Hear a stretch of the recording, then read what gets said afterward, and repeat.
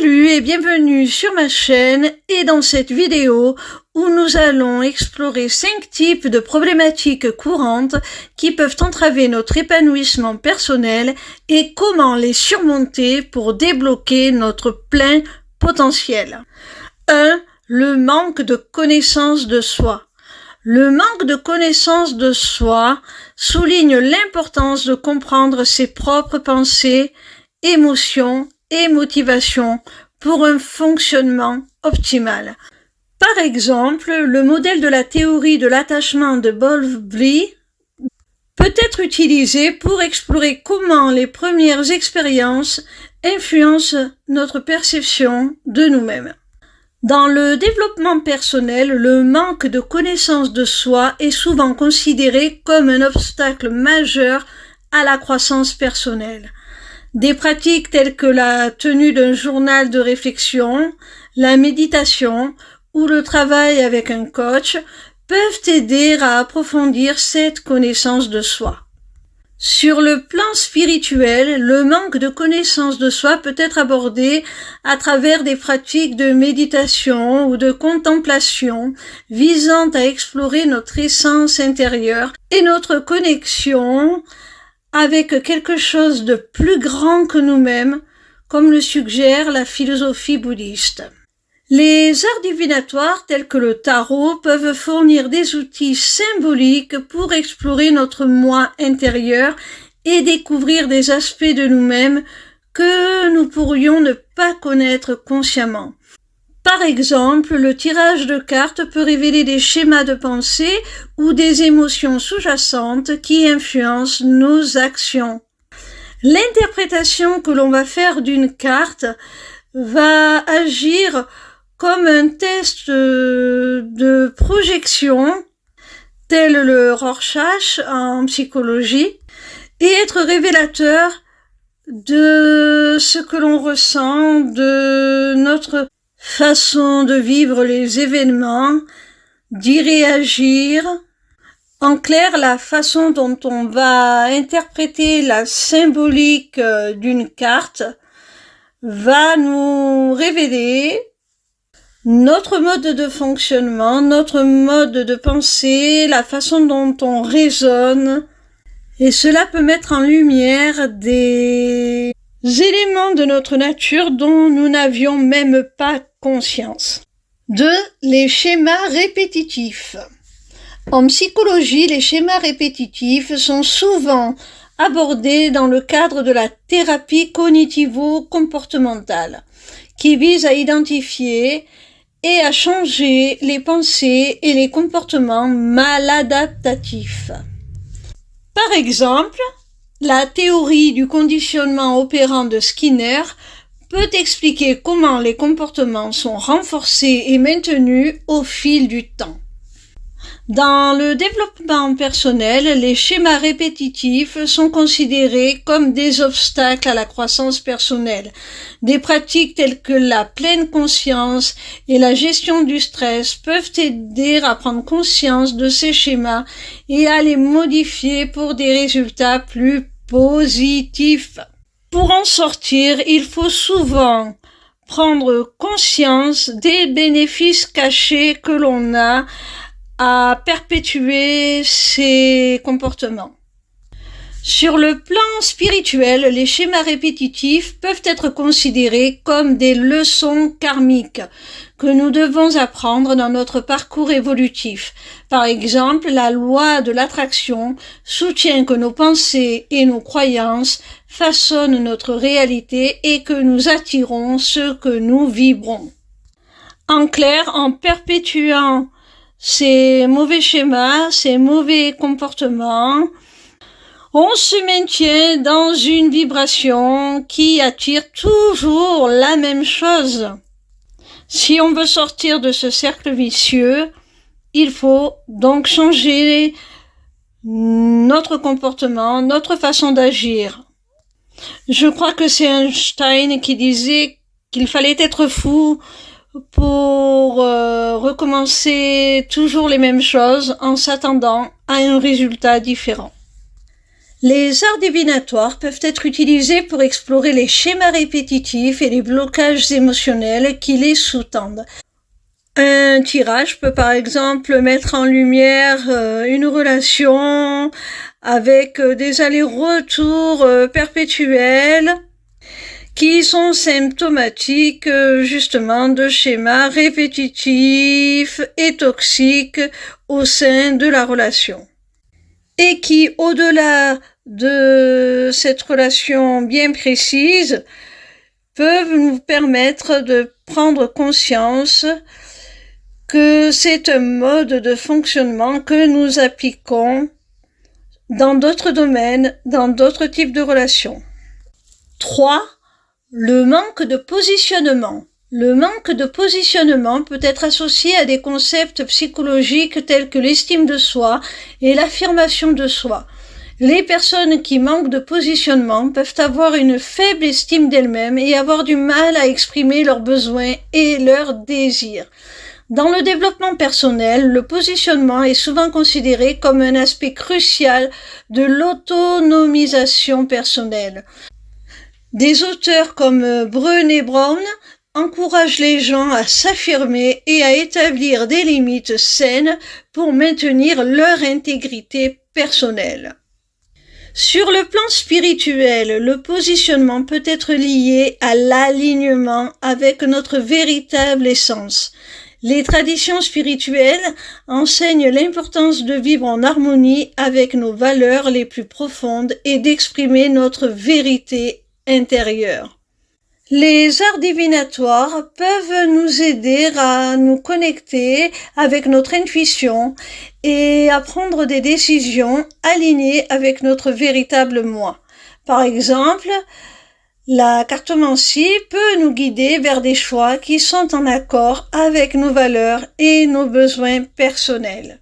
Il peut arriver qu'un praticien des arts divinatoires donne à un consultant une réponse qui met en lumière un décalage entre la réponse que semblait attendre le consultant et ses aspirations profondes, ce qu'il aimerait vraiment au fond de lui et qu'il n'a pas exprimé et qui ressort de façon surprenante à travers le message des cartes.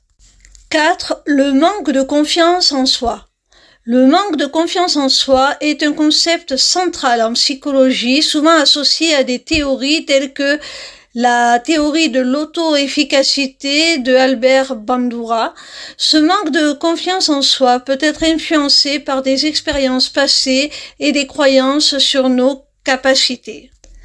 Dans le développement personnel, la confiance en soi est considérée comme essentielle pour réaliser nos objectifs et surmonter les obstacles. Des auteurs comme Tony Robbins mettent l'accent sur l'importance de cultiver la confiance en soi à travers des actions positives et des succès progressifs. En appliquant, par exemple, la théorie du pas à pas. C'est-à-dire que pour atteindre notre objectif principal, final, on va découper l'itinéraire qui nous mène à lui en plusieurs étapes, beaucoup plus faciles à atteindre.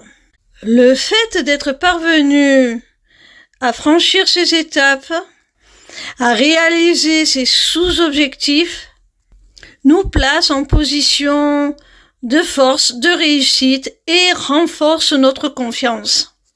Sur le plan spirituel, la confiance en soi est liée à la confiance en l'univers et en notre propre pouvoir intérieur. Les pratiques spirituelles telles que la méditation peuvent renforcer notre connexion avec notre moi authentique et nous donner confiance en nos capacités.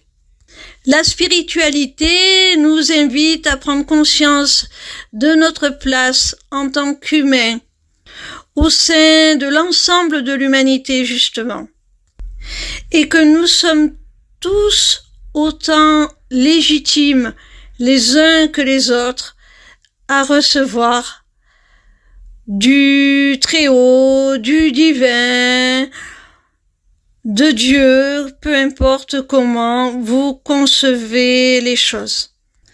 Les arts divinatoires peuvent nous aider à renforcer notre confiance en nous-mêmes en nous offrant des messages de soutien et de guidance.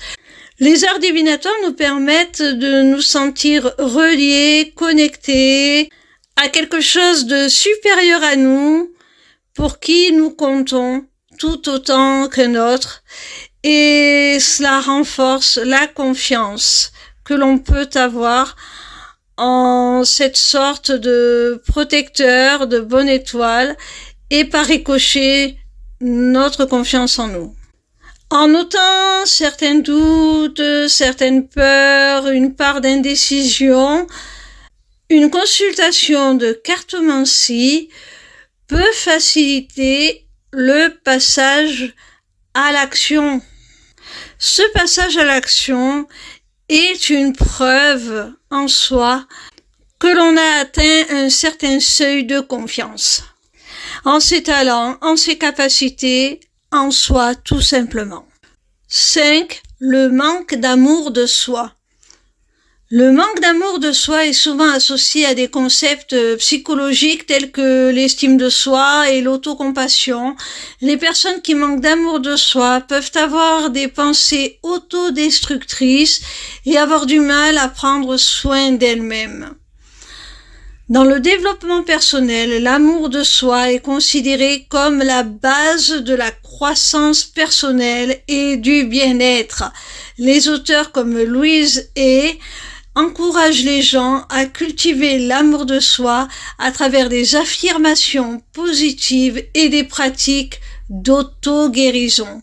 Sur un plan spirituel, l'amour de soi est lié à la reconnaissance de notre valeur intrinsèque en tant qu'être spirituel, en tant qu'être humain, tout simplement. Les traditions religieuses, spirituelles, enseignent l'importance de se traiter avec bienveillance et compassion, autant soi-même que l'autre.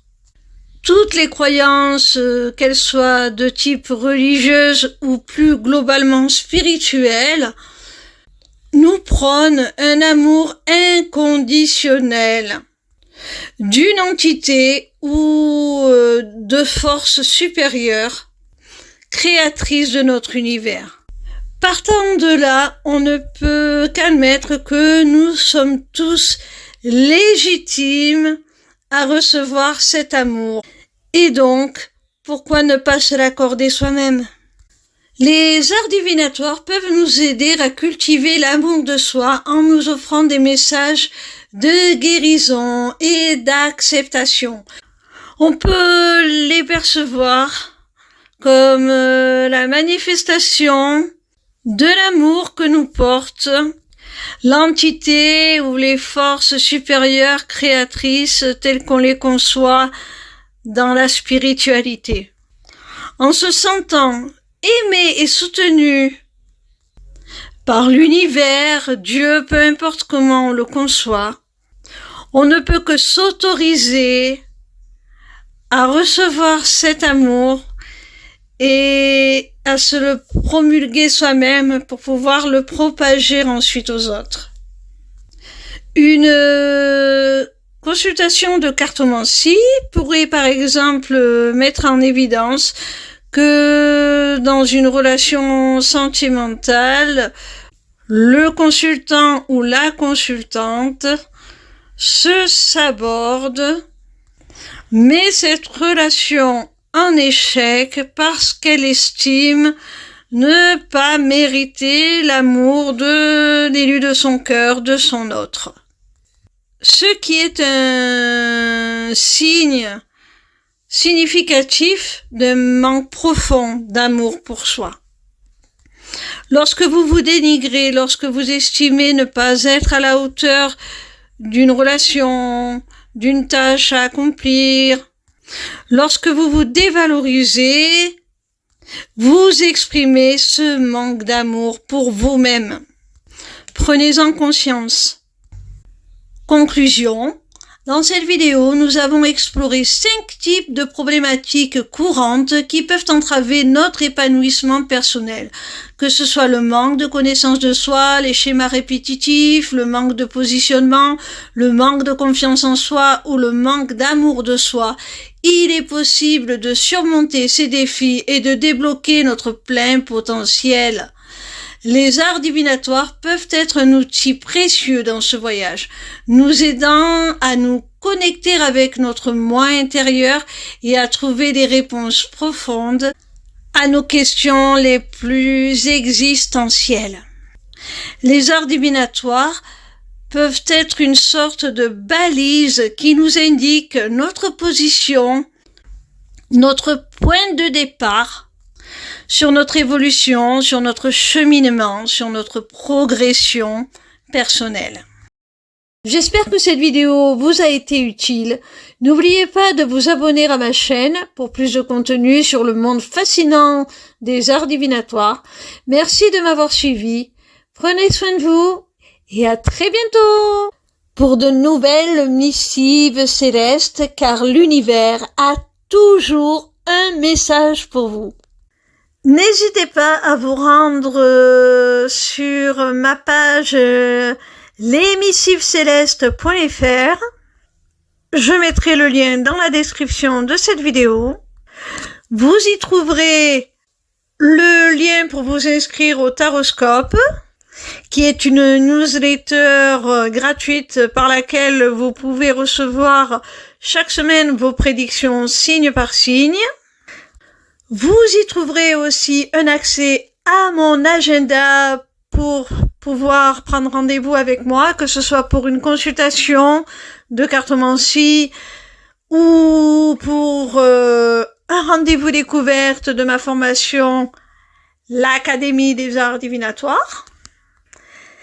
Et pour finir, vous y retrouverez aussi un lien vers ma boutique Etsy que je viens d'ouvrir et sur laquelle sont mises en vente mes runes, entièrement fabriquées et créées par moi-même. Et je vous réserve une surprise parce que bientôt un deuxième produit sera disponible sur cette boutique. Surveillez bien l'actualité des missives célestes, car bientôt seront aussi ouvertes les inscriptions au webinaire gratuit « Deviens ton propre guide grâce aux arts divinatoires ». N'hésitez surtout pas à me retrouver en live sur TikTok. Je répondrai gratuitement à vos questions tous les soirs du lundi au vendredi à partir de 20h. Au plaisir de vous y retrouver, je vous embrasse mes petits rayons.